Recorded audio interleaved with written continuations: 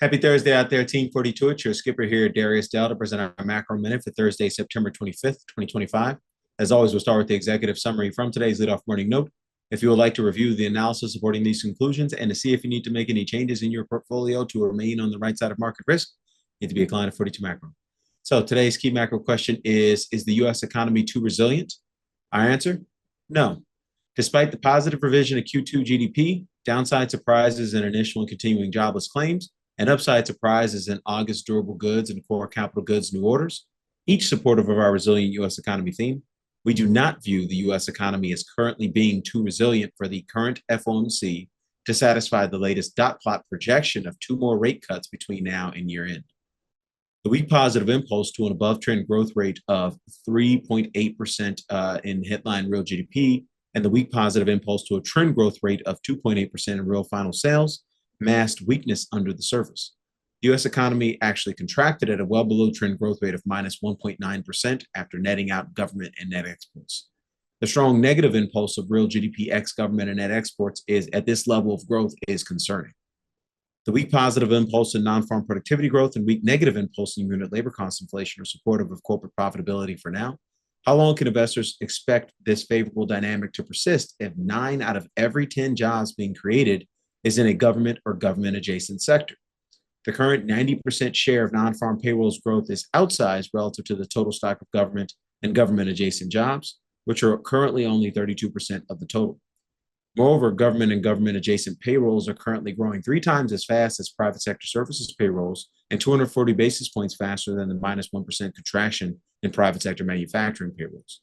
And I didn't write this down, but in terms of the 90% share of non-farm payrolls growth, in terms of 9 out of every 10 jobs, that's since the start of the second Trump administration, and that roughly 90% share is up from about 75% over the final 2 years of the Biden administration. So we're literally going in the wrong direction in terms of quote unquote draining the swamp.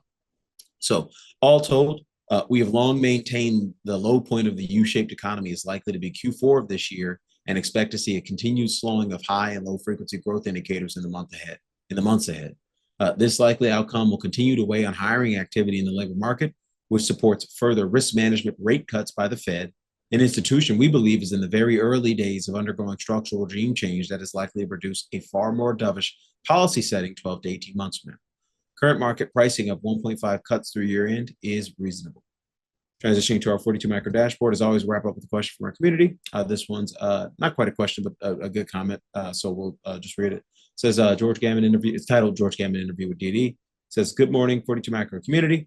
Yesterday, I had the chance to watch this interview between George Gammon and Skipper. This is one of the more insightful videos I've watched recently, and I recommend checking it out. The reason I got so much out of it was that George reminds me of a typical intelligent investor. I follow George, but he actually reminds me of myself. He has a good understanding of macro. He looks into headlines and he thinks critically, but he doesn't have a research edge over the layman.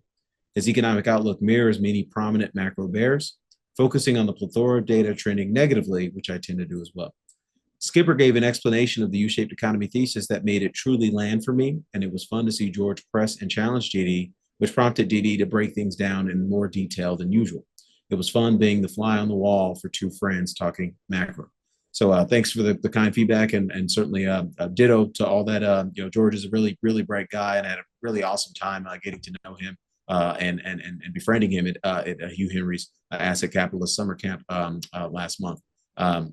Obviously a very bright guy and has a real sort of thoughtful and critical kind of framework by which he's applying, looking to macroeconomic risk and ultimately market risk. We disagreed on quite a lot of stuff. I think our core kind of fundamental underlying thought processes are relatively, not relatively similar. We arrived at a lot of the same conclusions despite disagreeing on the path we took to get there.